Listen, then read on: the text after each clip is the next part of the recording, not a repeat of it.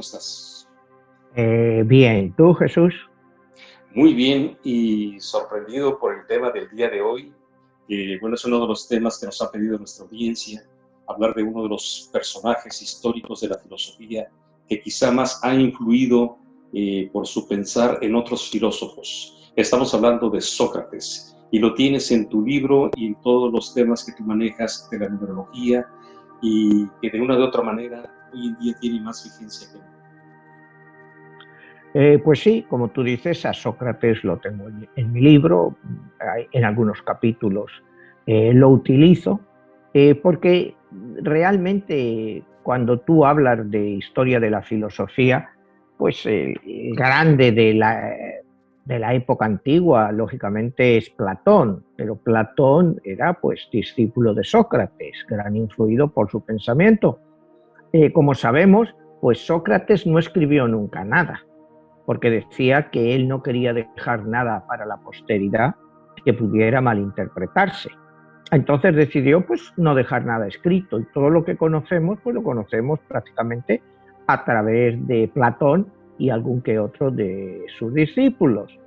Entonces pues nos encontramos con un personaje carismático al máximo, ¿no? Es el cenit del pensamiento antiguo que da origen, bueno, pues al pensamiento moderno. Aquí hemos hablado otras veces que en la historia de la filosofía pues se considera que hay tres grandes, que es Platón, eh, Schopenhauer y Kant, que mucha gente pues puede decir, bueno, pero hay mucha gente a su nivel.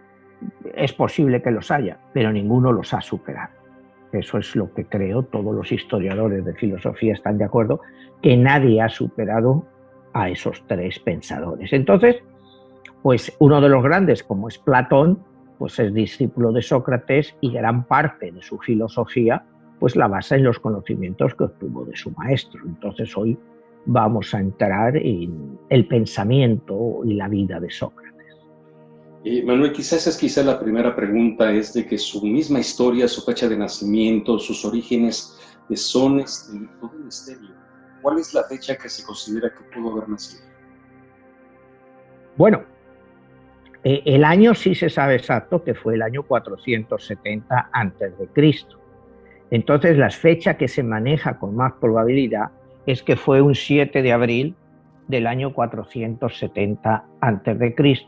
Cuando sumamos todos los números, 4 más 7 más 4 más 7, pues nos da 22, que es el número perfecto del filósofo y para llevar la vida que él llevó, porque él fue un ejemplo de vida. O sea, a Sócrates se le puede criticar quizás como sus detractores hacían muchas cosas, pero no le podían criticar que él trataba de llevar una vida perfecta, moral, ejemplar, ¿no? O sea, la filosofía de Sócrates está muy centrada en la moral y en el método en el cual el ser humano puede obtener conocimiento. El conocimiento es la base vital de toda la filosofía de Sócrates. Sócrates, el único conocimiento verdadero que existe es saber que no sabes nada. Su famosa frase, yo solo sé que no sé nada. Entonces, más adelante en su vida, cuando el oráculo de Delfos, acuérdate que el oráculo de Delfos era el oráculo más famoso de la antigüedad, y ahí van tanto como reyes como generales antes de una batalla, tratando de encontrar pues una respuesta a lo que les venía en el futuro.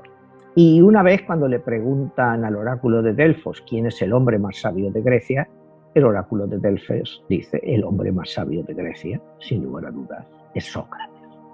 Entonces, cuando le dicen eso, pues Sócrates con su fina ironía dice, bueno, pues si yo soy el que más sabe, imagínate cómo estarán los otros, porque él se consideraba un auténtico ignorante, ¿no? Y es la grandeza de esta gente que mientras más sabe, más ignorante se considera, ¿no? Esto lo hemos hablado aquí muchas veces, que somos, el sapiens es un ser ignorante. O sea, tú puedes saber mucho de física, puedes saber mucho de química, de matemáticas, pero en el fondo eres un ignorante, porque eres un ignorante de tu propia esencia. Y eso es en lo que se basaba Sócrates, ¿no? Que somos unos auténticos ignorantes. Entonces, a él le gustaba mucho rodearse de toda esta gente que se consideraban sabios. Y entonces, pues él utilizaba, pues mediante la ironía, y él se le consideraba el filósofo irónico más grande que ha habido nunca, porque se llegaba a ellos y los alababa. Le decía, oye tú, Petrarco, tú que sabes tanto y esto, tal y cual. Entonces Petrarco se ponía ahí y empezaba a decir todo lo que sabía y todas las cosas. Y entonces Sócrates pues le hacía preguntas. Y al final Petrarco no tenía ni idea de lo que estaba diciendo. Su propia autosuficiencia pues hacía que toda esta gente que creía que sabía tanto, ellos mismos pues se hundieran por su falta de conocimiento. Él va a la idea de que nuestro conocimiento es puramente superficial, ¿no? Que no tenemos un conocimiento verdadero de nada. Y para él solo existe un bien, que es el conocimiento. Y solo hay un mal, pues que es la ignorancia. Entonces, en la época de Sócrates, que acuérdate es 470 años antes de Cristo, como decíamos, si lo metemos ahora con el año 2021, fue hace 2500 años. Hace 2500 años ya había una persona que te decía estas cosas. Que el bien mayor que existe es el conocimiento y el mayor mal que existe es la ignorancia. Cuando lo aplicamos a nuestro mundo actual, pues nos vemos rodeados de gente que todos saben tanto que nos quedamos abrumados, ¿no? Tú ves a la gente hablando en televisión y eso, y demuestran o quieren demostrar que tienen unos conocimientos brutales de lo que hablan, cuando en realidad, pues la mayoría de las veces pues, te están hablando pues cosas que son lógicas, o sea, que ni siquiera tienes que ser un genio, o sea, para saberla, y sin embargo, pues ahí los ves, autosuficientes, que lo saben mucho. Vemos a nuestros políticos, que es lo que Sócrates más criticaba, los políticos, que cada vez que hablan, pues nos dan lecciones de algo, que saben esto, porque esto, lo mismo que hacer esto, lo otro, tengo esto. Y en el fondo, pues son unos ignorantes como eran hace 2500 años. Y sin embargo, pues se creen gente lúcida y al final, pues son los que nos gobiernan. Y contra eso iba Sócrates, contra todo ese tipo de historias, y él pues trataba de avergonzarlos en público. Hoy en día, pues vemos que a los políticos pues les da igual, porque mucha gente los trata de avergonzar diciendo, pero bueno, esto que ha dicho, lo que dijo hace un año, ahora se contradice. Pues, la sociedad, a pesar de todo, pues no ha cambiado tanto. Vivimos dominados por las mismas élites políticas, supuestamente ilustradas, y a las cuales Sócrates consideraba pues una banda, una bola de ignorantes, pero que imponían su criterio porque la gente que los escuchaba pues era todavía más ignorante. Ello es una de las cosas cuando aquí hablamos y eso, pues que el gran mal que aqueja a nuestras sociedades pues es la ignorancia, y esa ignorancia a veces te la imponen pues por la violencia, ¿no? Si tú estás discutiendo de un tema con alguien, pues lo primero que te rechaza a lo mejor tus ideas es de una forma violenta, abrupta, haciéndote creer que bueno, que sabe mucho más que tú porque habla más fuerte y grita más. Es contra lo que iba siempre Sócrates. Sócrates iba contra todo ese tipo de experimentos de vivir en una sociedad completamente controlada por los ignorantes, pero que los ignorantes pues imponían su ley a través pues de una a veces llamada democracia, porque en la época de Sócrates pues Atenas pasó por la democracia, por la dictadura, pasó por varias etapas, y él los consideraba a todos pues que eran un producto de la ignorancia, de la bestialidad, no del raciocinio, no de analizar las cosas, eran puramente gente ignorante y que se valían de cualquier medio para imponer sus ideas. Entonces, pues la reflexión que yo quiero hacer aquí es que en 2500 años, pues las sociedades a nivel mundial, pues no han cambiado tanto, ¿no? Esta semana acaban los talibanes de entrar en Kabul, o sea, otra vez van a asumir a ese país en el reinado de la ignorancia y lo hacen por la fuerza. Bueno, pues era como en la época, ¿no? Acuérdate que Sócrates pues luchó en las guerras del Peloponeso. Las guerras del Peloponeso, para nuestros espectadores y que no se acuerde de ello, eran las guerras que enfrentaban continuamente a Grecia contra Esparta. Acuérdate que los espartanos eran el ejemplo que luego utilizaron los nazis de un pueblo guerrero y fuerte. Y entonces, pues por la fuerza, pues se impusieron varias veces a Grecia, ¿no? A la democracia griega, al raciocinio griego, por medio, pues, de la violencia, ¿no? Entonces, pues Sócrates, a pesar de él luchó con el ejército de la época griego en 3 de estas guerras. Y lo que aprendió es, pues eso, pues que tendríamos que aprender quizá de los animales, porque de los sapiens entonces no se utilizaba el método sapiens, pues de las criaturas humanas, pues había muy poco que aprender, porque el egoísmo era una base muy fuerte dentro de ellos. Pero si quieres empezamos un poco con la vida y el pensamiento de Sócrates. Sócrates nace en Atenas, en un suburbio de Atenas. Su padre se llamaba Sofroniaco y era escultor, cantero, como lo llamaban en la época, o sea, tenía una cantería, sacaba piedras y hacía esculturas. Y su madre, Fenareta, era matrona. La matrona, bueno, pues es la que ayudaba a dar a luz. Y de la profesión de su madre es donde él adquiere su método filosófico que lo llama la mayéutica. Es decir, dar vida a algo que tiene valor, como es la vida humana, y él quería dar valor a un nuevo pensamiento, ¿no?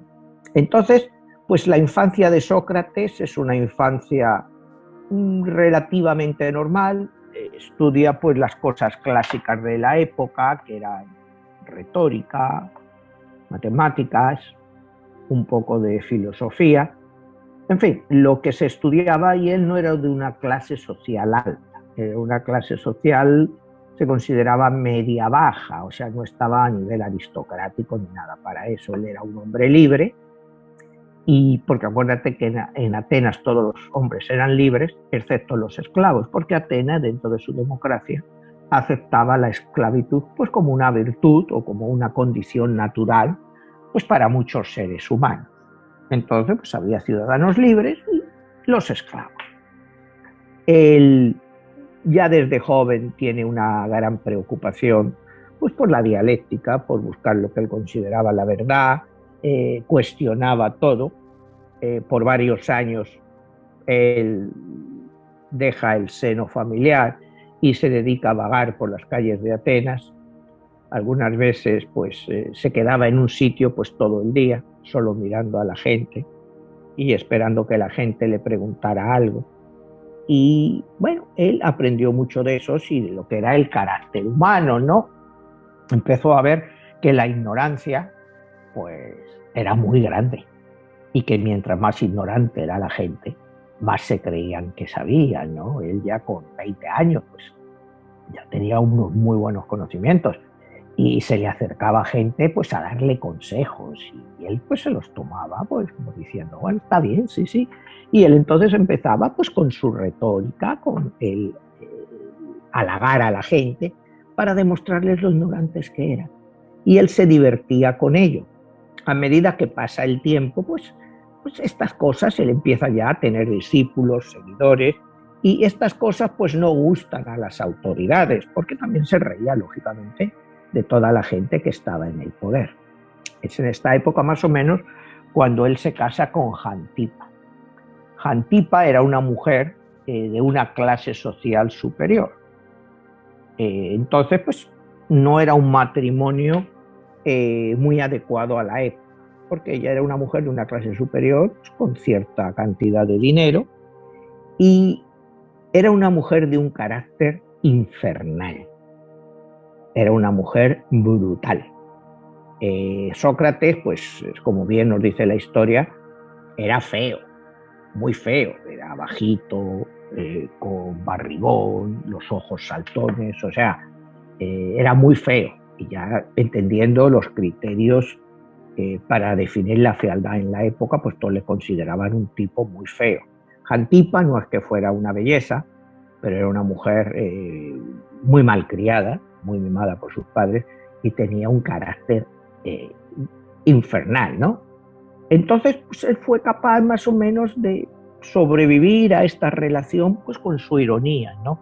Para darte idea del carácter de Jantipa, por muchos siglos los romanos, cuando había una mujer de mal carácter, la llamaban una Jantipa. Decían, esta es una Jantipa. O sea, ya para definir a una mujer de mal carácter. Imagínate el carácter que debía de tener la damita, ¿no? De este matrimonio, bueno, pues nacieron 3 hijos.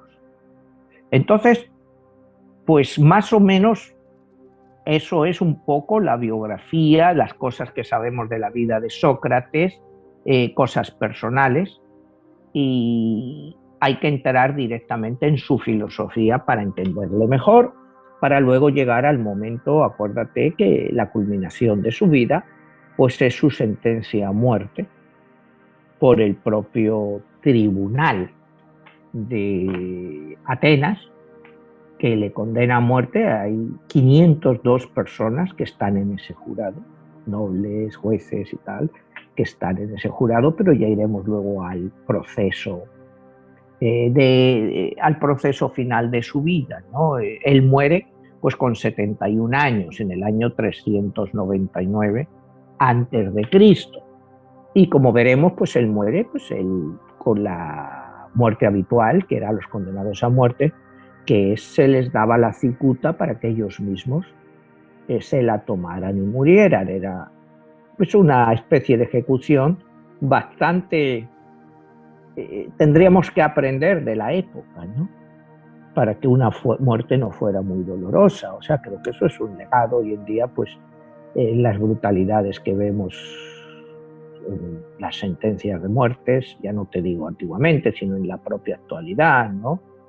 Con las ejecuciones con sillas eléctricas que no funcionan, que tienen que meter esponjas para que circule el agua y les pegan 3 o 4 descargas a la gente. Pues eso fue la última ejecución que hubo aquí en Florida y desde entonces la suspendieron o porque no funcionó bien. O sea, una brutalidad actual que, hablando de la época, que eran gente pues técnicamente mucho más atrasado que nosotros, por lo menos en eso eran mejor que nosotros, ¿no? O sea, más humanos, pudiéramos decir, más humanos. Pero bueno, volviendo a Sócrates, él decía... Perdóname, nada más una pregunta en referencia de... Me quedé reflexionando el número 22, que es un número que tú lo consideras místico, por eso está como parte del título de tu obra, 22, la guerra de los dioses. Sí. ¿Qué significa ese número 2 en la vida y la personalidad y las características de Sócrates? Bueno, lo representa todo. Ese número es el número perfecto para Sócrates, porque el número 22, acuérdate que de los números maestros 11, 22 y 33, el número 22 es el número más perfecto que hay. Es un número místico y a la vez es un número que se preocupa de verdad por el ser humano. O sea, realmente por buscar el bienestar del ser humano. No es un número que sea egoísta y se preocupe por él mismo. Busca más el bienestar de otros que el bienestar propio. Y eso fue lo que hizo Sócrates durante toda su vida. Él trataba de abrir a la gente al conocimiento, pero más que al conocimiento interno, a entenderse a sí mismos, a entender lo que había detrás de la persona. Eso es lo que Sócrates siempre buscó. Él decía que no la vida, sino la buena vida es lo que debe de ser más valorado. Hay que apreciar la vida y hay que tratarla de vivirla bien. Pero para vivir bien esa vida tienes que tratar de entenderte a ti mismo y saber lo que quieres. No por tener mucho vas a vivir mejor, sino una buena vida es una vida de autoconocimiento, de entendimiento, de saber lo que tú eres y lo que tú puedes proveer a otra gente, y no necesariamente, te vuelvo a decir, material, porque a él lo material nunca le importó mucho. Él trataba de vivir, como decía él, una buena vida con lo que tenía. No necesitaba más que lo que tenía. ¿Qué más necesita la gente que tener una casa, un techo y comida? ¿Qué más puedes necesitar? Una familia, un techo, comida. O sea, ¿qué más puedes? ¿Qué puedes querer? ¿Riquezas? Pues sí, pero las riquezas son solo adornos que estropean el alma. Era su forma de verlo. Las riquezas pues solo ayudan a ostentar, pero ¿en qué te ayuda eso a tu alma? En fin, es una filosofía que chocaba, pues como te digo, pues con la mentalidad de la época, tanto de la época de hace 2500 años como ahora, ¿no? Porque ahora pues la ostentación, la riqueza pues es un símbolo de poder, y él rechazaba ese símbolo de poder. Entonces, y eso ya le granjeaba enemistades con toda la gente de la época. Manuel, hablas y has mencionado que Sócrates, su aspecto principal, su aportación, uno habla de filosofía y a veces entender la palabra de filosofía, que es el amor a la sabiduría, él lo traslada al conócete a ti mismo. Y el conocimiento a ti mismo te va a dar un aporte para entender qué es la naturaleza de las cosas. Entonces, cuando uno empieza a entender esa parte de ahí, Sócrates no escribió nada. ¿Cómo es que pudo haber impactado a estos filósofos tan importantes como en el caso de Platón? Bueno, pues que su mensaje, como decíamos al principio, fue tomado por Platón. Tenemos el caso famoso, el libro más famoso sobre todo Sócrates, que es la Apología, que escribe Platón, que es todo el juicio de Platón, el juicio ante el tribunal ateniense, y en el cual Sócrates, punto por punto, va refutando todas las acusaciones que le han hecho y va aportando su filosofía. Entonces este es el mensaje más claro que tenemos y en el que se han basado pues muchos filósofos, sobre todo de esa época, pero que acuérdate que Sócrates, su discípulo es Platón, el discípulo de Platón es Aristóteles. Entonces todo el pensamiento aristotélico pues es el que ha vivido esta humanidad por cuántos siglos, o sea, desde el siglo IV, 3,5 antes de Cristo, hasta realmente llegar al siglo XVII, XVIII, cuando el pensamiento griego realmente pasa de Grecia a Alemania. Porque en toda la época que le sigue, la época del Imperio Romano, el pensamiento seguía siendo aristotélico. En la Edad Media, con la época tan baja que vivimos, la época oscura de toda la Edad Media, prácticamente no hay ningún pensador de nombre, ¿no? Tienes, o sea, pensadores menores, o sea, Tomás de Aquino, pues es un pensador, pero no llega a los niveles de un Platón, un Aristóteles, o sea, y es lo poco salvable dentro de la baja y la alta Edad Media, hasta llegar ya a la época del Renacimiento, en que sí empiezan a pensarse, pero hay toda esa época oscura de la humanidad que está regida sobre todo por el pensamiento aristotélico, que está basado en Platón mucho, porque era su discípulo, y en Sócrates. O sea, que podemos decir que el pensamiento socrático pues permaneció por muchos siglos, hasta que realmente pues vinieron unos nuevos pensadores, y los grandes revolucionarios del nuevo pensamiento pues son alemanes, Kant, Hegel, Schopenhauer, pero como hablábamos en algún programa, ¿no? El Holocausto, pues, que vino con Hitler, pues se pensaba que era impensable en el país que nos ha dado a los grandes pensadores, que fue Alemania. ¿Cómo en un país que te ha dado a Kant, a Hegel, Schopenhauer, puede pasar eso? Son cosas, bueno, pues que la historia pues no acaba de explicarse. Entonces, cuando me hablabas de la influencia de Sócrates, pues Sócrates fue importante hasta esa época, y ahora, como veremos, su propio pensamiento hoy en día ha sido adoptado pues por muchos pensadores de una forma u otra, pero es las mismas ideas de Sócrates lo que vamos a definir, ¿no? Él te decía que un hombre honesto pues es siempre un niño dispuesto a aprender, que tiene que verse pues como si fuera un niño, siempre quiere aprender algo nuevo, y porque el conocimiento pues empieza con el asombro. ¿Y quién se asombra más que los niños cuando aprenden algo? Entonces, pues él era su idea, dice, tenemos que mantener siempre, buscar ese asombro que tienen los niños. Llegamos a una época, pues, como te decía antes, que creemos que lo sabemos todo y ya nada nos sorprende. No nos dejamos sorprender por las cosas maravillosas que nos rodean. Entonces, es una de las grandes bases de su pensamiento es eso. Y una de las frases más grandes de él es, cuando tú oyes de Sócrates, siempre vas a oír esta frase, ¿no? Una vida que no puede ser examinada no merece la pena haber sido vivida. Entonces, tienes que la potencia vital de una persona, cuando tú reflexionas sobre tu propia vida, tienes que examinarla y encontrar pues lo que has hecho, tanto bueno como malo, y de lo que te ha servido. Pero una vida que no ha sido examinada, pues no merece la pena vivirla.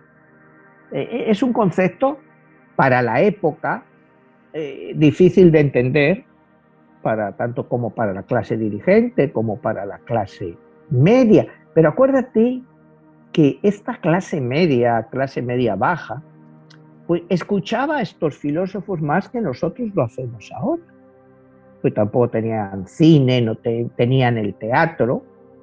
Hay una obra que se escribe contra Platón que se llama Las nubes, de Xistófanes, me parece que fue, y en la cual le critica, le considera como un demagogo. Pero íbamos a esto en el sentido de que la gente, pues al no tener diversiones, la única diversión que había realmente era el teatro de vez en cuando, pues dedicaba más tiempo a irse a una plaza pública a escuchar a personas como Sócrates o otros filósofos de la época, y entonces pues la gente pensaba, yo creo, incluso más que pensamos ahora. Ahora pues no se nos ocurre ir a escuchar a un pensador, es raro ver a la gente irse, pero era una cosa común irse a escuchar a estos pensadores. Entonces pues la gente, en cierto modo, dentro de sus limitaciones, pues también pensaba. Él decía, habla para que yo pueda conocerte. ¿Cómo te puedo conocer si tú no me hablas? Entonces a él le gustaba el diálogo. Él siempre hablaba eso, del diálogo, que era la mejor forma de arreglar todo. Siempre con el diálogo, habla. Y con lo que me digas, pues voy a poder conocerte, voy a poder saber lo que estás pensando.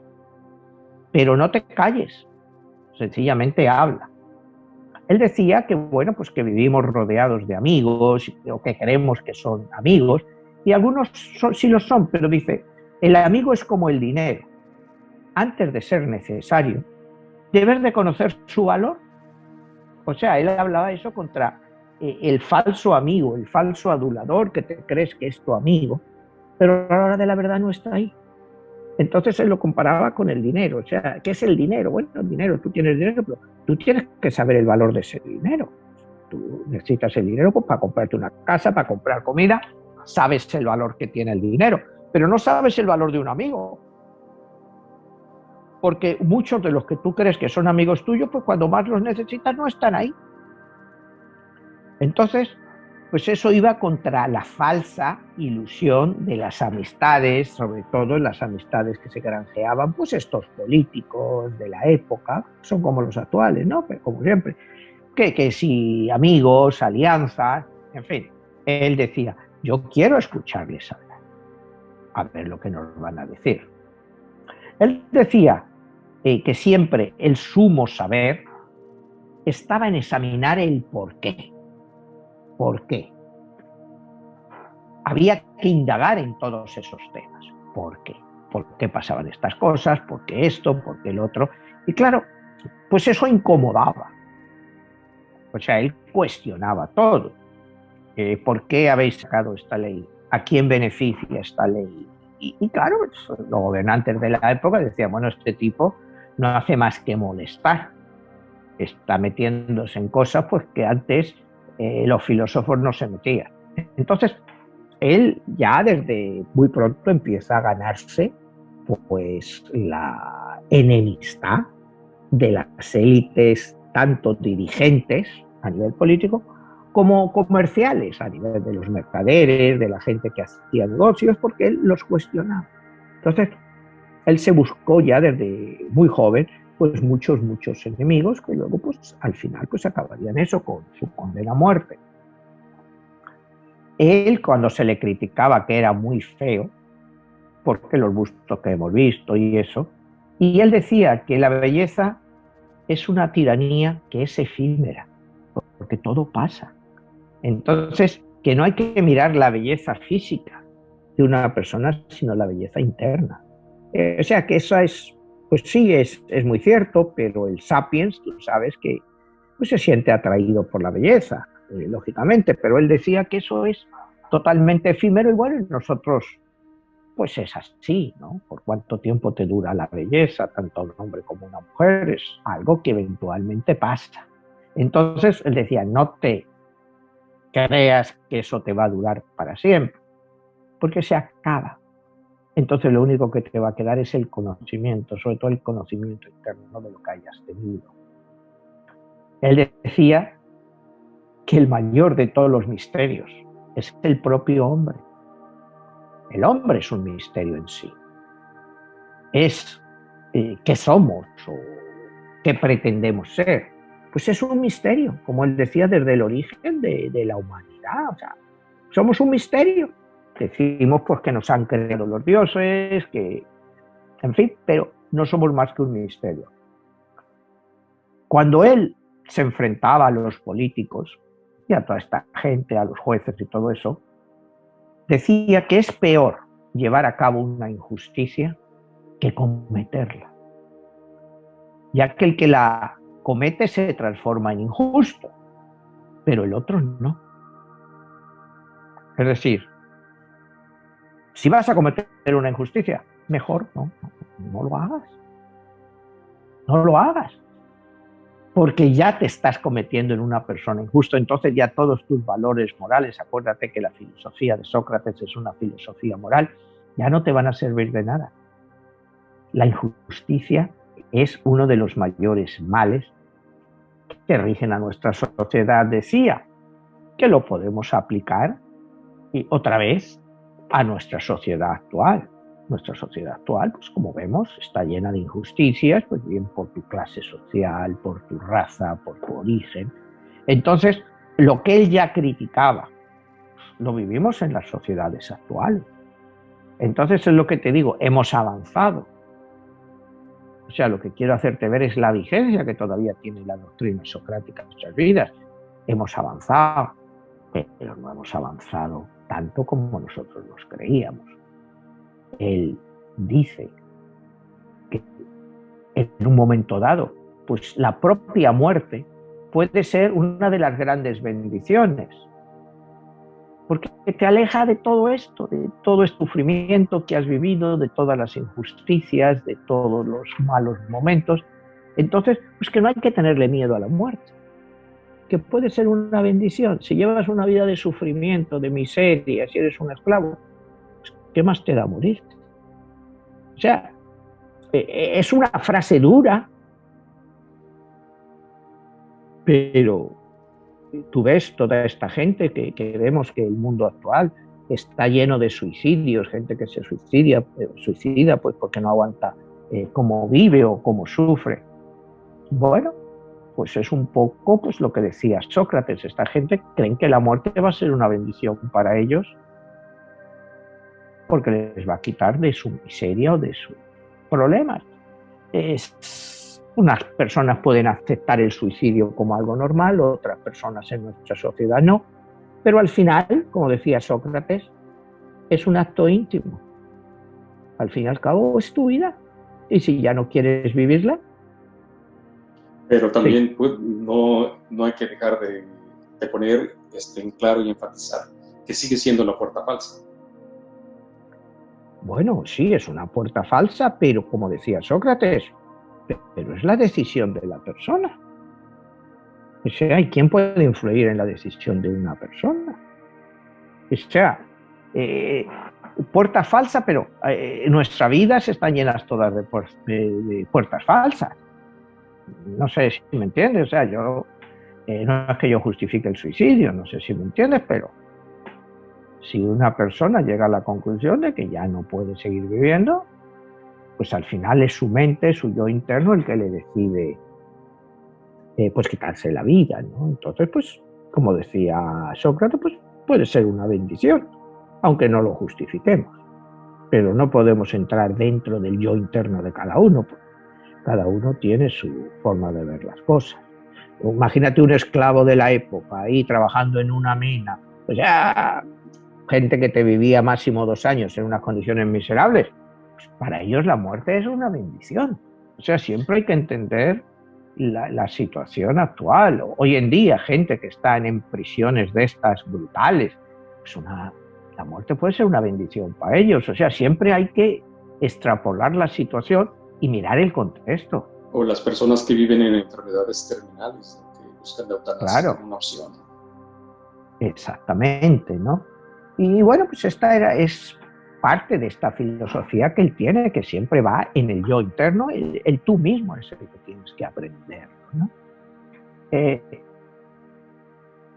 Él no creía ni en los reyes, ni en los mandatarios, porque él decía que que los reyes y los gobernantes, aunque lleven el cetro, muchos de ellos no son dignos de ese cetro. Que ese cetro deberían llevarlo los que saben mandar, da igual de dónde vengan, pero esos dirigentes deberían de ser gente que saben mandar, que saben educar a la población, no por el hecho de ser rey o ser un tirano, tienes ese derecho, sino lo que tienes es que saber mandar, y eso demuestra tu capacidad como gobernante. Y claro, todas estas cosas, como te digo, ya iban chocando con la sociedad de la época, pues estaba criticando a los reyes de la época, a los gobernantes, porque no sabían mandar, porque eran gente normalmente brutal. Dice que un hombre desinhibido pues no puede generar afecto, porque resulta difícil de tratar y cierra la puerta a la amistad. O sea, él creía, por eso te digo, del diálogo, de no estar inhibidos y de ser capaces de hablar todo lo que pensamos. Porque si tú no hablas, pues la gente pues, no puede conocerte. Entonces, ¿cómo va a generar amistad alguien que no habla, que no dice nada?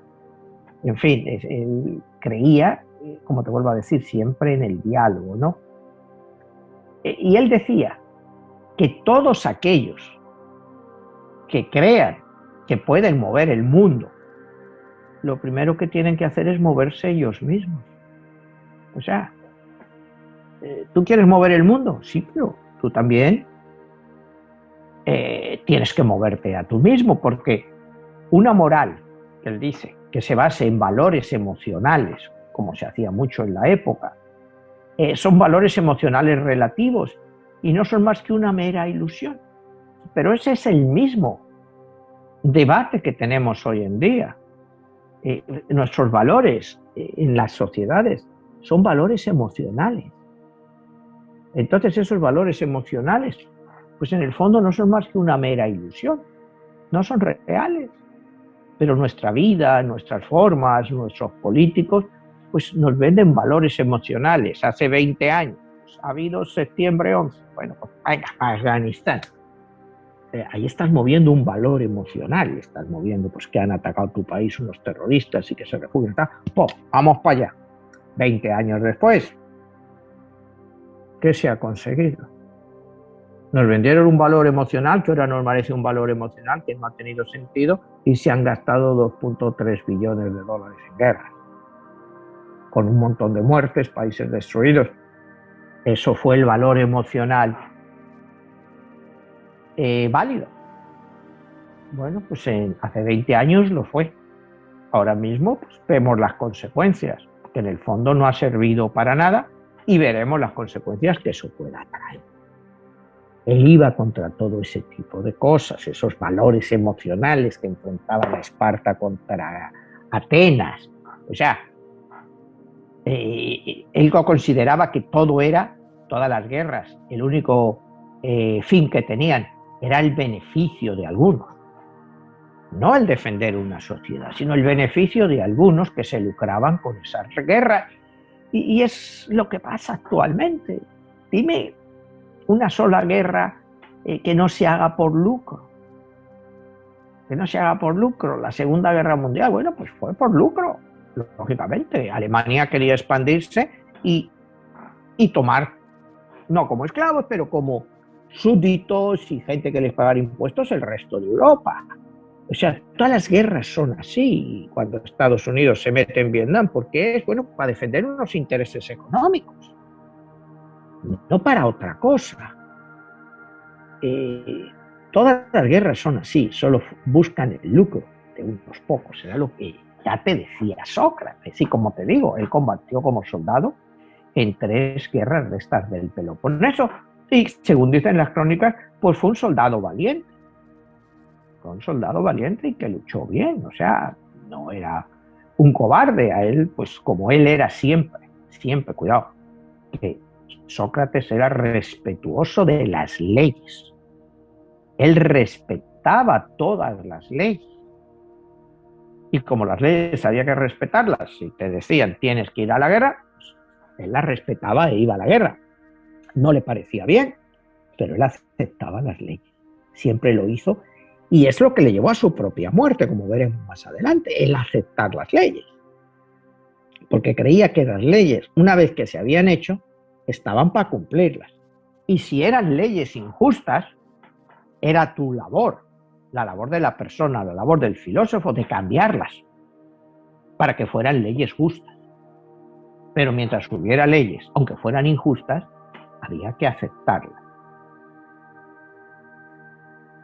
Él decía que a él le encantaría que la gente ordinaria tuviera el poder ilimitado para hacer el mal, pero que después le dieran ese mismo poder ilimitado para hacer el bien. Es decir, con lo que habían aprendido haciendo el mal, sí pudieran hacer un bien ilimitado y corregir todos sus errores. Como ves, son propuestas un poco utópicas, pero en cierto modo te desafía. Yo te doy a ti el poder para hacer todo el mal que quieras, pero claro, después te doy todo el poder para hacer todo el bien que quieras. ¿Qué es lo que haríamos mejor? ¿Todo el mal que nos dejaran hacer o todo el bien que nos dejaran hacer? Y claro, esa es una pregunta muy crítica cuando tú se lo haces a los gobernantes y todo este tipo de gente, como él se lo hacía al Senado ateniense, ¿no? O sea, podréis hacer todo el mal, pero luego dan la oportunidad de hacer todo el bien. ¿Cómo lo emplearíais? ¿O estaríais ya tan enquistados en hacer ese mal que ya nunca volveríais a hacer el bien? Pero claro, esa es una respuesta que aquí la vemos constantemente pues, en las dictaduras, ¿no? Hacen todo el mal. Luego tienen oportunidad de hacer algún bien. Lo hacen. Pues, algunos, pues ya después de lo mal que lo han hecho, por poco que hagan, va a parecer bueno.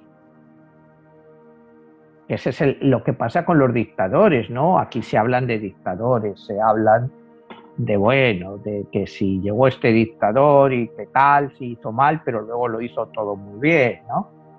Entonces ahí ya generas un punto de vista muy polémico, ¿no? Por ejemplo, tú te vas al Chile de Pinochet, hizo barbaridades, bueno, luego mejoró la economía, mejoró el bienestar de su pueblo, lo hizo bien, lo hizo mal. El caso de México, Porfirio Díaz, o sea, se le considera un dictador, pero todavía hay en México mucha gente que dice, bueno, hizo cosas muy malas, pero también llevó a México a un gran progreso. Entonces, eso es lo que él cuestiona. Puedes hacer mucho mal, tú tienes el poder, y luego que se le diera a la gente la oportunidad de hacer mucho bien. Te he puesto un par de ejemplos, ¿no? Hay infinidad de ejemplos a través de la historia. Pues en la mayoría de los casos, mi ejemplo con los dictadores es que un dictador es un dictador y pocas veces, cuando tiene la oportunidad de hacer el bien, lo aplica, porque ya está anclado en, como decía Hannah Arendt, en la banalidad del mal. Ya hacer mal es como, no sé, como una parte de ti que se ha anclado dentro de ti y aún haciendo mal crees que estás haciendo bien. Eso es contra lo que va Sócrates, ¿no? Él considera pues que al final solo Dios es el sabio definitivo. Acuérdate que en esta época había multitud de dioses, ¿no? O sea, y una de las cosas cuando le van a juzgar a Sócrates, ya a sus 70 años, le acusan de no aceptar los dioses clásicos griegos. O sea, de ser una persona que va contra la tradición de los dioses, que no acepta a los dioses. Y Sócrates pues siempre aceptó a los dioses, lo que pasa que no había por qué aceptar solo a los dioses tradicionales. Pues que podía haber muchos otros dioses, dioses de otros pueblos, de otras culturas, que podían ser tan poderosos como los dioses atenienses, que ese es, acuérdate, bueno, cuando luego vayamos más adelante y al final de su vida, cuando el juicio de él, a él le acusan mayoritariamente dos cargos fundamentales. Primero, la renuncia, o sea, la no creencia, la crítica a los dioses tradicionales y la corrupción a los jóvenes. A él le acusan de corromper a la juventud. Y él dice claramente, bueno, la filosofía es un desafío. O sea, si tú cuestionas, si un joven no cuestiona, pues ¿qué clase de joven es ese? Que ni aun en su temprana edad es capaz de cuestionar nada. Entonces dice, yo no corrompo jóvenes, yo lo que es trato de educar a los jóvenes, que es muy diferente. Esas son las dos cargos que, como veremos más adelante, pues le van a hacer y para poner fin a su vida, ¿no? Él dice que él no es ciudadano solo de Atenas o de Grecia, sino que él es ciudadano del mundo. Que para él el obtener ese conocimiento no se basa solo en lo que haya en Atenas o en el conjunto de Grecia, sino en todo lo que hay en el mundo entero. Que no podemos ceñirnos solo al conocimiento limitado. Manuel, ya perfilándonos al final del programa, me gustaría retomar esa parte donde haces mención de esa técnica que él maneja, que es la mayéutica, que está basada principalmente en que te pregunta y tú lleves a tu propia conclusión, que es lo que él llamaba el parto hacia la luz, que es el nacer al conocimiento. Hoy en día, ¿qué tanto podemos utilizar ese pensamiento y esa manera, ese cuestionamiento que nos deja Sócrates para darle sentido a nuestra vida?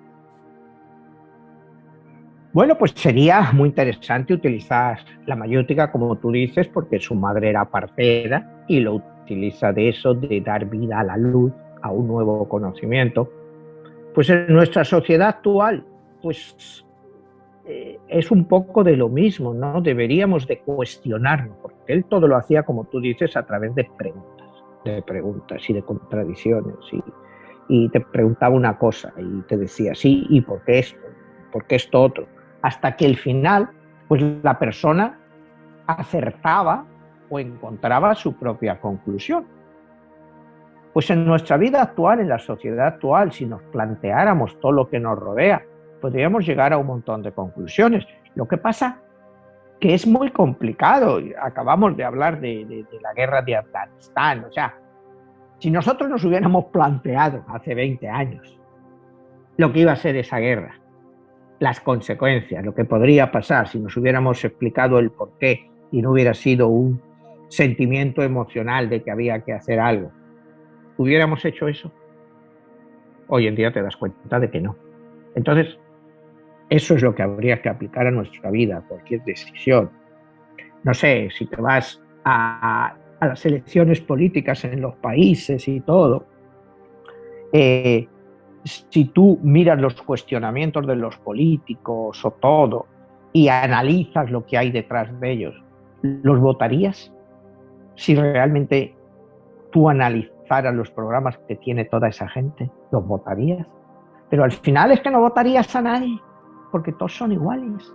Es que ese es el problema que veía Sócrates. ¿No? O sea, que al final todo es un poco de lo mismo. Todo es un poco de lo mismo. Tienes que plantearte tu mayéutica, hacerte el porqué, el qué, y al final posiblemente no harías nada. Al final posiblemente es que no harías nada. Y bueno, y te pongo el ejemplo de Afganistán, pues porque hoy está pues, por todo el mundo, por todos los periódicos y todo eso, pues ¿de qué ha servido? Si nos hubiéramos hecho un planteamiento serio, pero como los sapiens no hacemos planteamientos serios, sino planteamientos la mayoría de las veces puramente emocionales, pues así acaban las cosas, las relaciones personales. Si utilizáramos la mayéutica cuando tienes un problema con tu esposa o con tus hijos y fuera un diálogo y preguntar el por qué, y por qué, y por qué, al final podrías encontrar quizás una situación, o sea, una solución. Pero no, somos seres emocionales y tomamos decisiones emocionales y luego pues pagamos las consecuencias, nada más lejos que la mayéutica de Sócrates. O sea, si él te decía, vamos a ver, la guerra con Esparta, ¿qué beneficios nos va a traer? ¿A quién se los va a traer? Entonces, si tú eso se lo preguntaras a un ciudadano ateniense que pues que le estaban reclutando como a él para ir a luchar, diría, pero es que a mí de qué me beneficia esta guerra, si a lo mejor me matan o me quitan los ojos o ¿a quién le beneficia? Entonces, eso es lo que él quería, que la gente pensara, ¿no? Y decía, para encontrarte a ti mismo, piensa por ti mismo. Y, pues, y es la pregunta que me acabas de hacer, o sea, pensamos por nosotros mismos. Hoy en día, ¿quién piensa por sí mismo? Vivimos influenciados por todo. Y es esa palabra del por qué, que yo creo que también va junto con el para qué, que es la otra cuestión que se uniría a esta parte. Y antes de terminar, Manuel, estabas terminando de mencionar cuando se le enjuicia, cuando muere. Sí. Cuando tiene... ¿Tú crees que eso es lo que le da más valor a toda su filosofía? Bueno, pues vamos a ver primero el proceso. El proceso lo podemos leer completo, te digo, en Platón. Y a él se le acusa, como te decía, de corromper a la juventud. Ya hemos explicado pues, lo que él entendía por corromper, que no era corrupción, sino invitarles a conocerse a sí mismo, porque solo el conocimiento que llega desde el interior para él es el verdadero conocimiento. Y es lo que él trata de implantar a los jóvenes, pero el Senado de la época dice que eso es corrupción y lo de ir contra los dioses tradicionales atenienses. Él es juzgado por 502 representantes del pueblo, de la política, en fin, y condenado. A él se le da un mes en una cárcel ahí en Atenas y él tiene la oportunidad de escapar. A él le dan la oportunidad de escapar, o sea, porque no tiene apenas vigilancia, se le permiten visitas continuas de amigos, algunos discípulos suyos pues han preparado una fuga O sea, ya tenían hasta el barco preparado pues para que él saliera de Atenas y se fuera a refugiar a otro sitio. Y sin embargo él dice que no, porque renunciar a la justicia, aunque fuera injusta, era parte de la democracia. Si la ley era injusta, él vuelve a decir, habría que cambiarla. Y él renuncia a escapar, cuando incluso para las autoridades atenienses hubiera sido una gran liberación que él se hubiera ido. Pero él dice que eso contradecía sus propios principios de democracia. Porque si la democracia ateniense le había condenado, pues él no podía rechazar esa decisión y tenía que aceptarla. O sea, como ves, la personalidad de Sócrates es impresionante en el sentido de que, oye, imagínate que a ti te condenan a muerte por eso y tienes la oportunidad y sabes que nadie te va a parar. O sea, que no era ni una fuga riesgosa, porque las autoridades atenienses habían hecho la vista gorda, porque para ellos era mejor que él se largara a que siguiera ahí, porque su muerte iba a ser todavía un ejemplo negativo para ellos.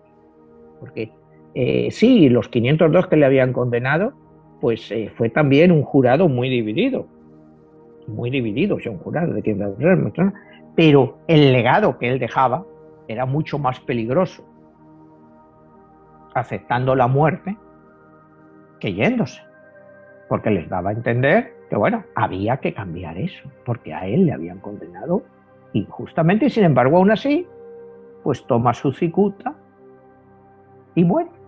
Entonces, pues nos ha dejado este legado del cual hemos hablado y que creo que es, pues, impresionante para la época. Es un pensador único. Imagínate esas ideas, ¿no? Como el pensamiento que llega desde el interior es el único conocimiento. O sea, bueno, ¿a quién se le ocurre ese tipo de expresiones, ¿no? Y cuando te habla de tu vida, te dice, comenzar bien no es poco, pero tampoco es mucho. Tienes que seguir siempre adelante, siempre adelante. ¿Cómo yo me voy a oponer a la decisión de mis propios conciudadanos que me han condenado? ¿Quién soy yo? ¿Quién soy yo? Ellos son mucho más inteligentes que yo y han decidido pues que yo debo de morir. Entonces acepta su muerte, ¿no? ¿Me entiendes? Y entonces, pues, él, como él dice, el más rico es el que se contenta con poco. Entonces yo me contento con poco. Me he contentado, pues, con haber vivido mi vida como he podido y ahí os dejo mi legado.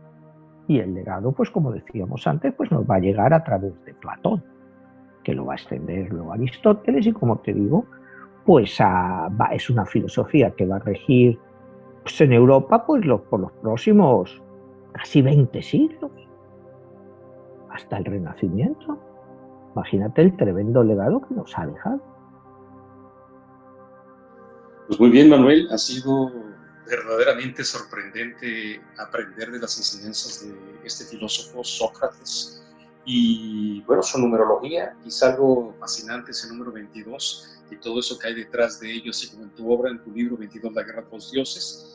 Y bueno, no queda más que invitar a la audiencia a que sigan sintonizando, principalmente Spotify, que es a donde ahora se están transmitiendo los programas. Sí. Y donde pueden encontrar más información en tus redes sociales y en tu canal de YouTube. Exactamente, y mis libros, pues ya sabes, a través de Amazon y en Audible. Todos los que quieran escuchar mis libros los pueden escuchar ahí. Perfecto, solamente queda invitar a las personas a que nos dejen algún comentario, compartan estas transmisiones y se unan a todos estos programas que los pueden encontrar en diferentes partes en las redes sociales. Manuel, nos estamos viendo. Hasta la próxima. Hasta la próxima, Jesús. Gracias.